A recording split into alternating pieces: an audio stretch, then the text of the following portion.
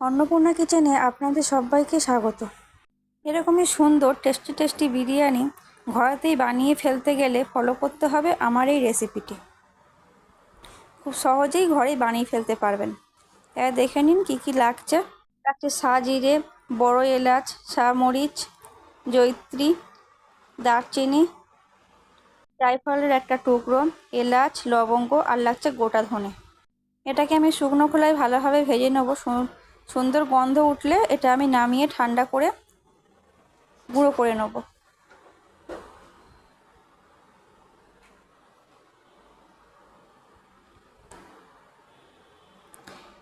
এবার কড়াইতে আমি তেল দিয়ে দেবো। তেলের মধ্যে দিয়ে দেবো ঘি, 2 চামচের মতো ঘি। এবার পাতলা পাতলা করে কেটে রাখা পেঁয়াজ দিয়ে দেবো। পেঁয়াজটা একটু বেশি পরিমাণেই লাগবে। পেঁয়াজটা আমি লাল করে ভেজে নেব।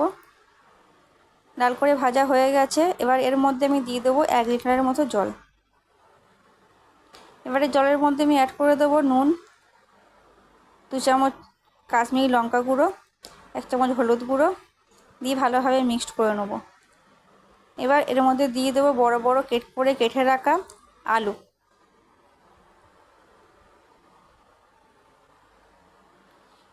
আলুগুলো দেওয়া হয়ে গেছে। এবার এর মধ্যে আমি দিয়ে দেবো 4 থেকে 5 ড্রপ মিঠা আতর।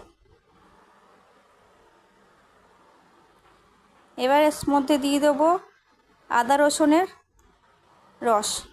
আপনারা চাইলে এখানে আদা রসুনের পেস্টও দিতে পারেন। এবার আমি ঢাকা দিয়ে সিদ্ধ হতে দেবো।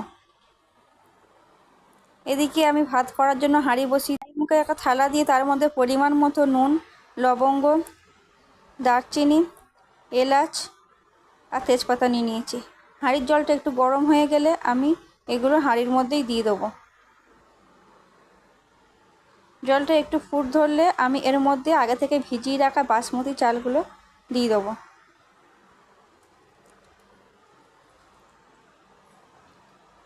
নুনটা একটু বেশি পরিমাণেই দেবেন যাতে করে ভাতটা নোনতা নোনতা হয়।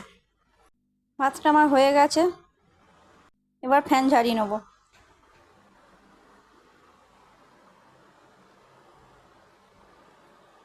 এদিকে আমার আলুগুলো সিদ্ধ হয়ে গেছে। আলুগুলো আমি তুলে নেব।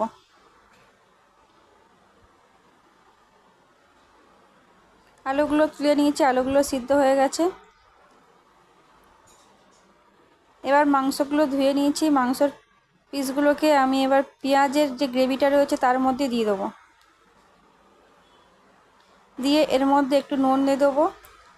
নুন দিয়ে ভালোভাবে মিক্সড করে নেব। নিয়ে আমি 60% মতো এটা রান্না করে নেব। পুরোপুরি সিদ্ধ করব না, 60% মতো রান্না করব।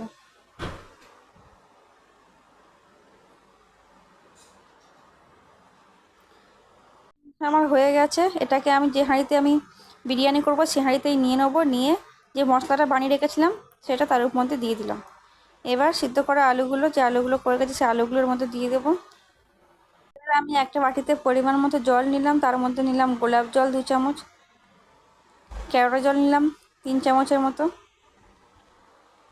আর নিলাম মিঠা আতর 5-6 ড্রপ,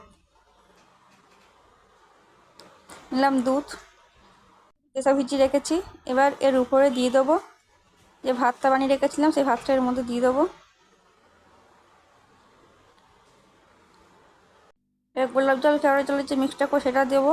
আর দেখা দুধ আর ঘি উপর থেকে দিয়ে আবারও আমি উপর থেকে ভাত দিয়ে একই প্রসেসে এটাকে ঢাকা দিয়ে দেবো। এইভাবে নিয়ে উপর থেকে আমি আবার একটুখানি মশলা ছড়িয়ে দিয়ে চাটুর উপরে বসিয়ে দেবো। আমি গ্যাসটা হাই ফ্লেমে রেখে দিয়ে 20 মিনিটের জন্য রান্না করে নেব। লো ফ্লেমে রাখবো 15 মিনিটের মতো। আবার গ্যাসটা অফ করে 20 মিনিটের জন্য রেস্টে রেখে দেবো। তারপরে আমি পরিবেশন করব। দেখে নিন নিচে আমার একটু এর মধ্যে হাঁড়ির নিচে একটুও রস নেই, পুরোটাই শুকিয়ে গেছে কিন্তু পুড়েও যায়নি। আর কতটা সুন্দর দেখতে হয়েছে আপনারা দেখেই বুঝতে পারছেন। এরকমই সুন্দর সুন্দর রেসিপি পেতে আমাকে লাইক, ফলো, শেয়ার করতে হবে। আজকের মতো টাটা।